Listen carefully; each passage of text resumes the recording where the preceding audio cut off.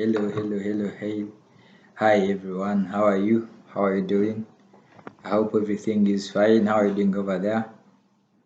Yeah, it's Kalibara Michael again, coming back with the latest information about the global events that are happening all over the world.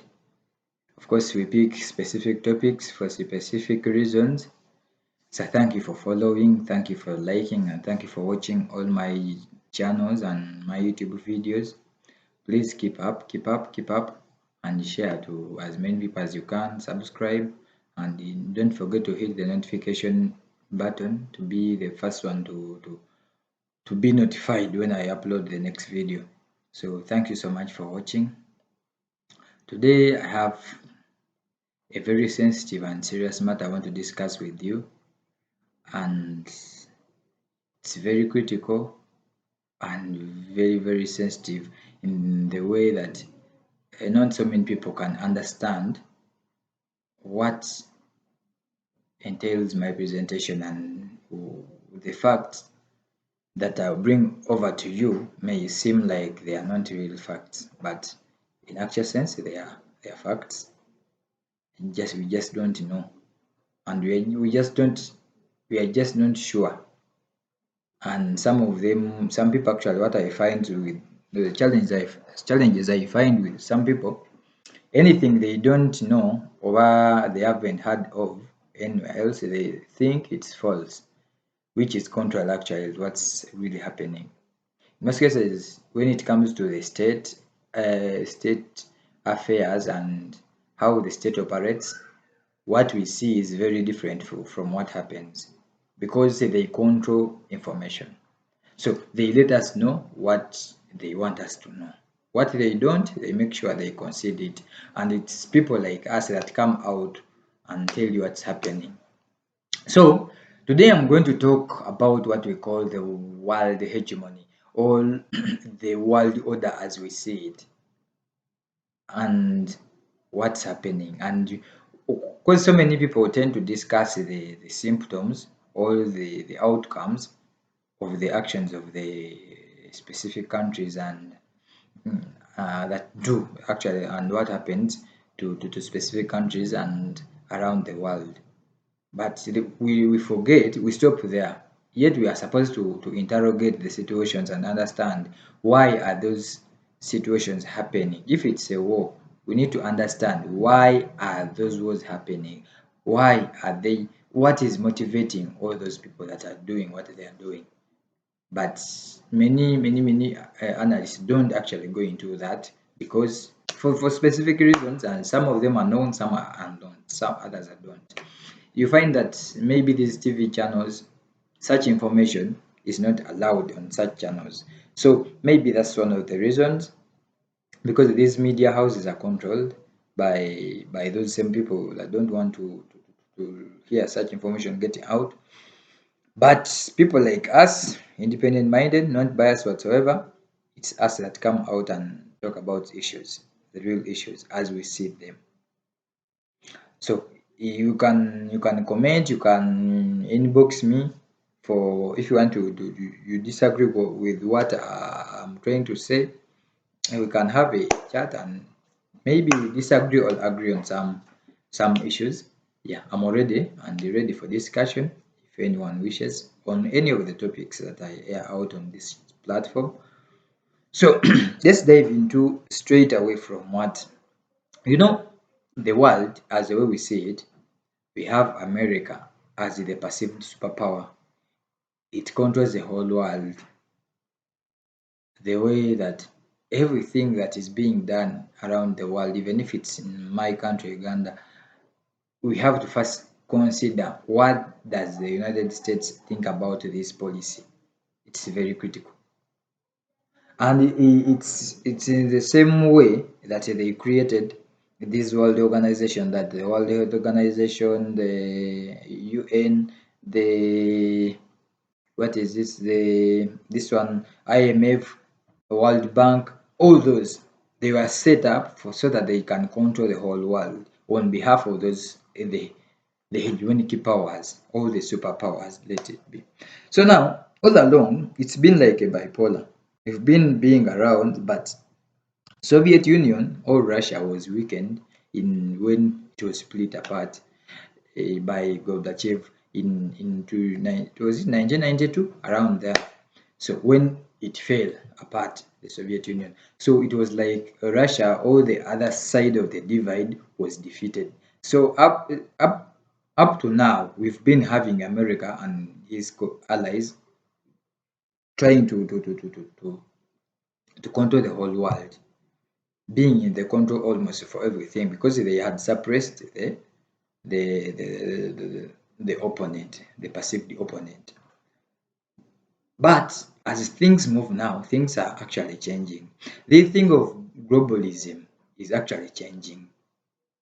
Every country is now changing tact. Everyone is starting to be inward looking. Now, let's start. It was around 2018 when Britain got out of the European Union. All of us thought, and it was in those days after Trump won the election. He won the election in 2016 on the slogan of "Make America Great Again," and his ideology was to be more inward looking and get out of these international organizations.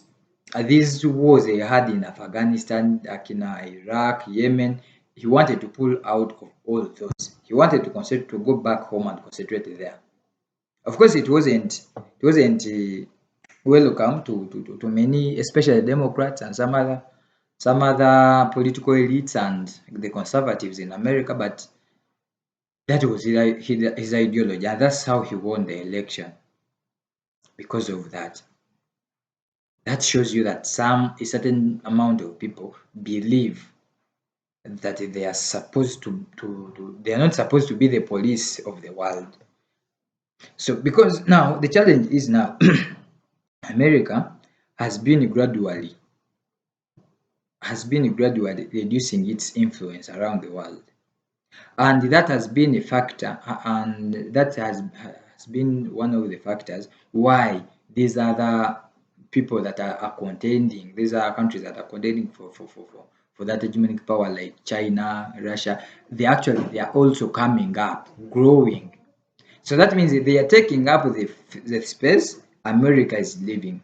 So now let me give you an example. Like when we had this COVID and Trump accused China of making this virus.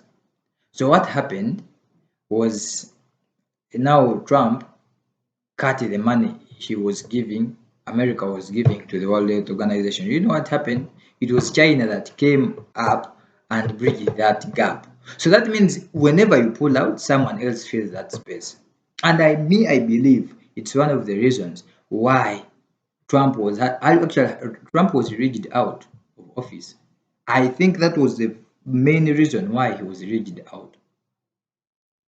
But now it's proving to be more difficult for America because America, first and foremost, is not ready for war right now. Because in those days of World War II, he was fighting weaker opponents, first and foremost. And those days, it had a monopoly over weapons. But now its competitors, when they understood that, weapons, if it comes to weapons, we cannot compete with this guy. So what they decided, they are developing their own weapons. Actually, they might not be that good as that of America, but if war starts with those countries, let's say we don't wish it, but if time comes when they have to confront each other, America might win, but at what cost? That's very and actually America, I don't think it can harbor that inflicted damage from other countries. And actually, they are proved to be a threat. Let's say like North Korea. North Korea has now ballistic missiles that can reach the mainland of America. China has the same. Russia has the same. Just imagine a situation where you have to fight with one of them. Now they can send an atomic bomb in Minnesota or New York, somewhere, anywhere. What will happen? Americans don't want to hear about that. So that's why I'm thinking now they are not ready for war, and the challenge, times are changing. They have to adjust the way they deal with, let's say, like contested areas like Africa. Was just up for grab. Everyone was looking at us as contemporaries, people that don't deserve anything, don't deserve attention. When China came in, they started panicking. But all along, America was training leaders through that State Department, training first leaders that used to come and root on their behalf up to now. So when China came in, it came in with a different strategy, because now Russia had fallen. Someone had to take up the Russia space. It was China. So when China took up the space, it is proving to be a more threat than Russia has ever been. Because I'll take an example. We were in COVID, but 90% of the equipment, including masks, including what was this, including vaccines, all the things we are using, including this that we are helping this we are helping people to breathe. I forgot, including those, they were all made from China.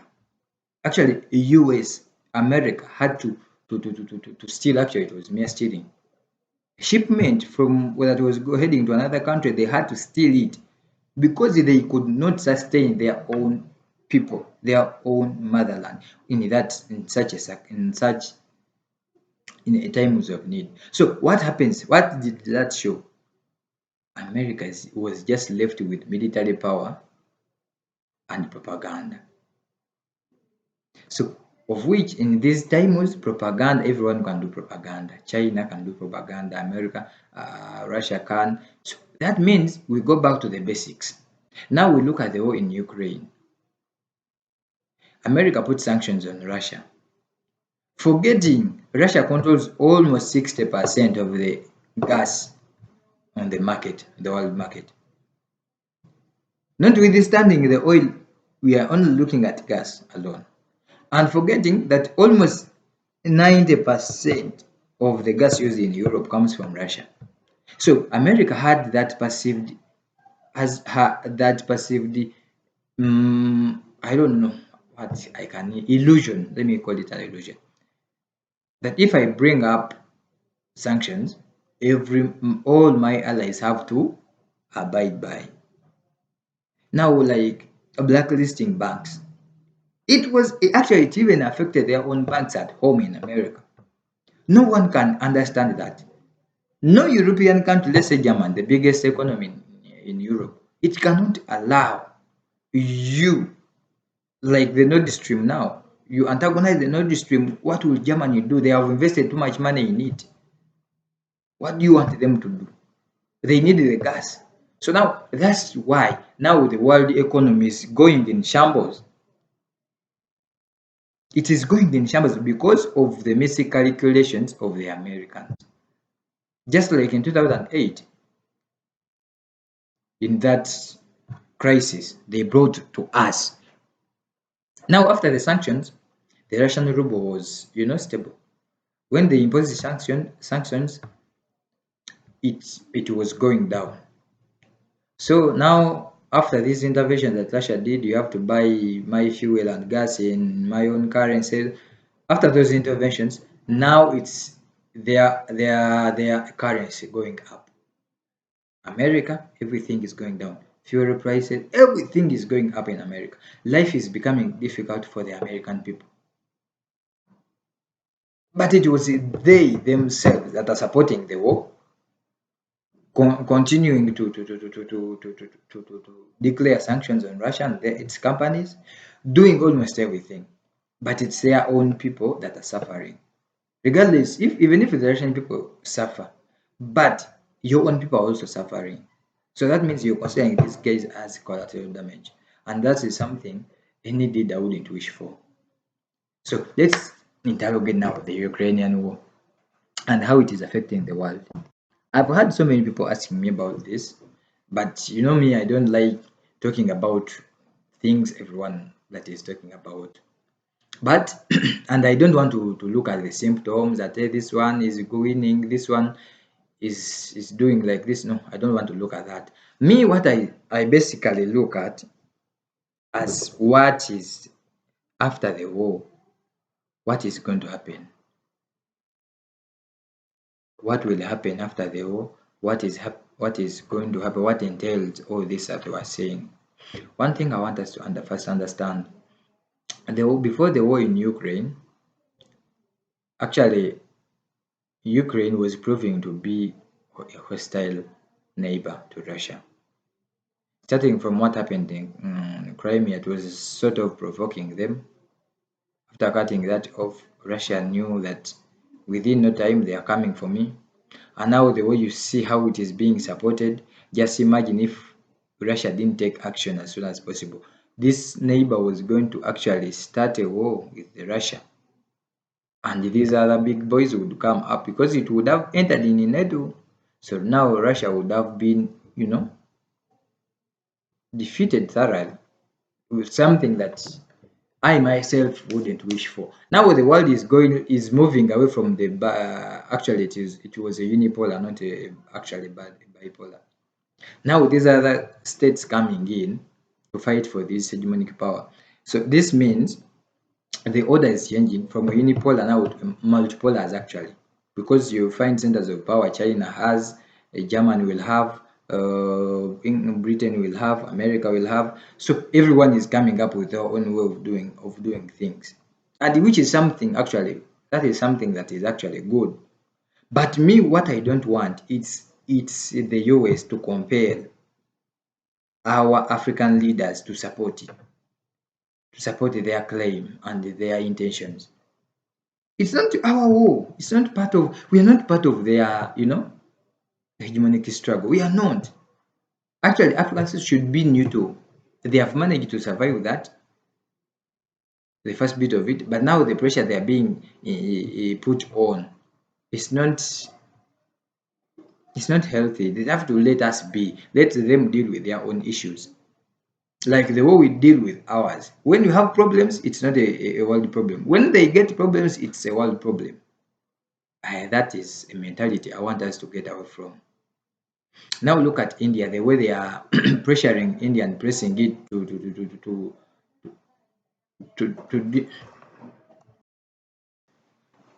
So all this now is proving to us that the world is changing. But as the world is changing, what's in it for us? We as Africans, where do we come in? So if you see the way they are now treating India, the other time they impeached the Pakistan Prime Minister because of what? Because he visited Russia before the war. But that's none of our business. If Russia has problems with the with the with the Ukraine, that's not our challenge. Now we get back to Zelensky. Zelensky is fighting a war, a proxy war actually. It's just a pawn used to fight. All the equipments that they are using in the war, they are coming from outside. So that means he doesn't have the money power. Even if he wins the war, can he even sustain being around Russia after all the destruction that they have gone through? You know what I don't like with these Americans? They don't want this shit on their land. They don't want fighting on their land. Even if you hear those gun violence cases, they two people die, five people die. They create a stampede. They treat it like a stampede, something that it's unacceptable. But to other countries, they can bomb a whole village, roads destroyed, and it's nothing even close to them. They don't even get ashamed when they are seeing all that destructions and people dying. But they come back and it try to teach us morality, and you know I don't like it. I don't like that mentality that for them other people, when other people are dying, that's okay. Democracy, what there are those rhetorics they try to sell to us, that I don't believe in that, me as a person, and I don't believe in democracy. I don't believe, because I don't see anywhere where democracy is working. I'm sorry to disappoint many of you, but I've never seen I've never read anywhere where democracy has worked. And actually, in these modern states, there's nowhere pure democracy is happening. Leave alone this myth they are selling to us. It's not even happening anywhere. Trump, I've just told you, Trump was rigged out. Trump was rigged out by the same people that are trying to sell us the that fucking dream of democracy. Yet they are looting our countries to the core. They tell us about human rights. What did they do to us? Now they are telling us about human rights. When they kill us, no human rights. When they vaccinate us with the fake vaccines, they don't consider that. Let me go. Don't even go into that. But the world is changing. If you look, you are noticing when you look at the economies and what they are doing, everything you see is intentional. And the world is going to change.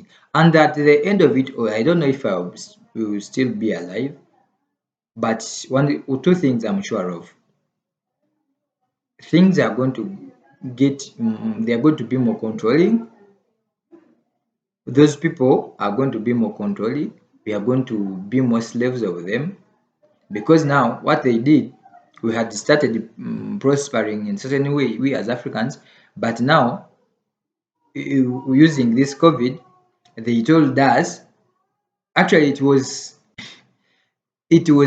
a very very serious thing that you had to impose. They imposed on us that we have to declare curfew in all our countries.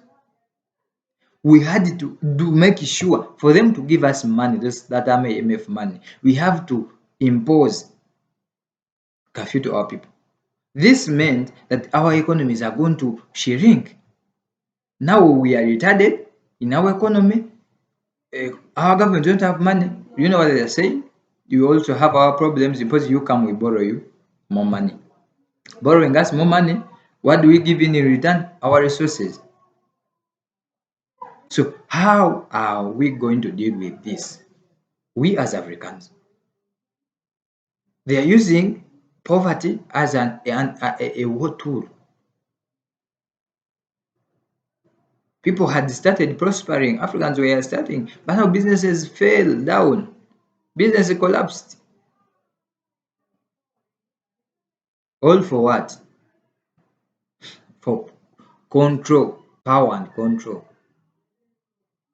But the world is changing. Me, the way I see things, at the end of it all, by the end of this Ukrainian war, now you see China is going to attack Taiwan.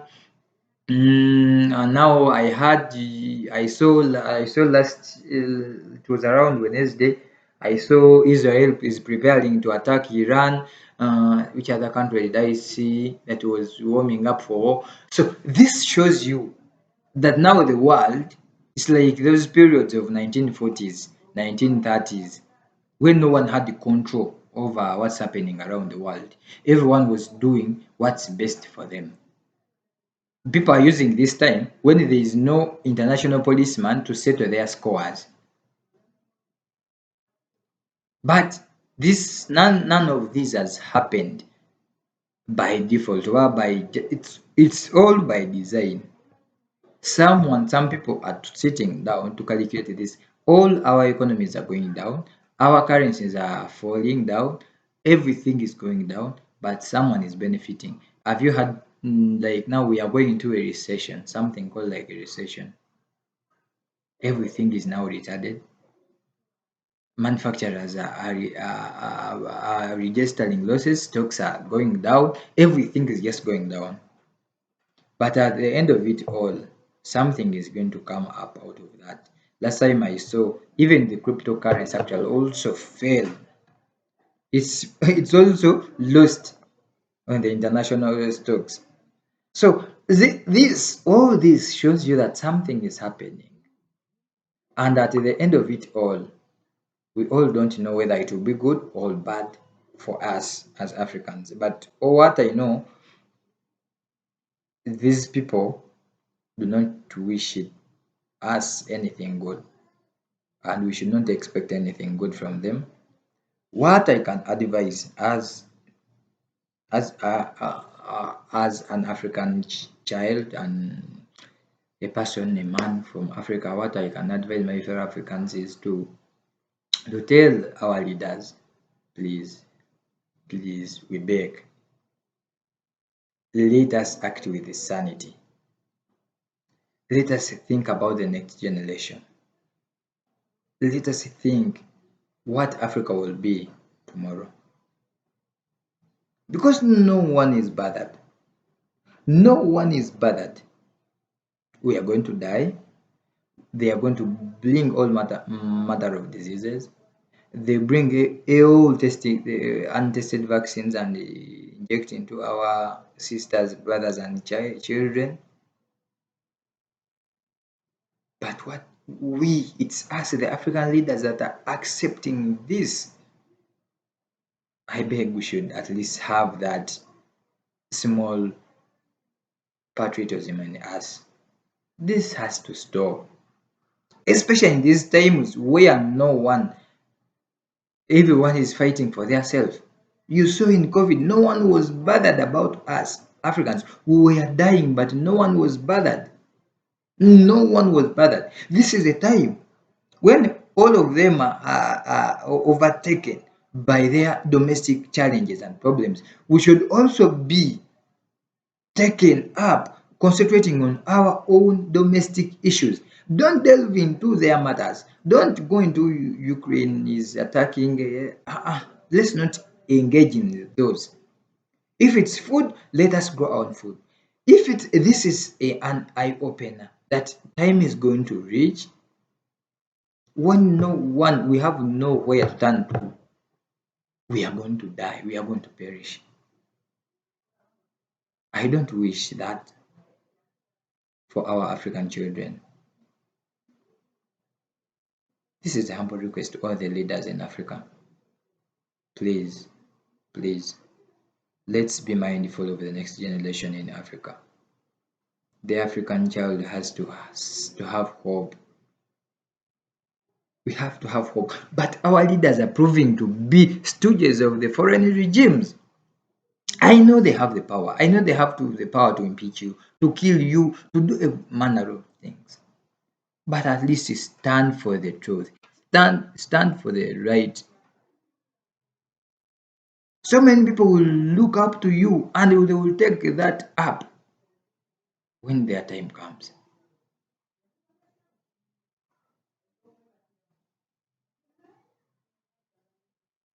Thank you so much for watching. I think I'll have to end it at that point. Thank you for watching. Thank you for subscribing. Please follow me up. If you have any suggestion, any comment, please reach me out. My email will be in the comment section. Thank you so much. Have a good day.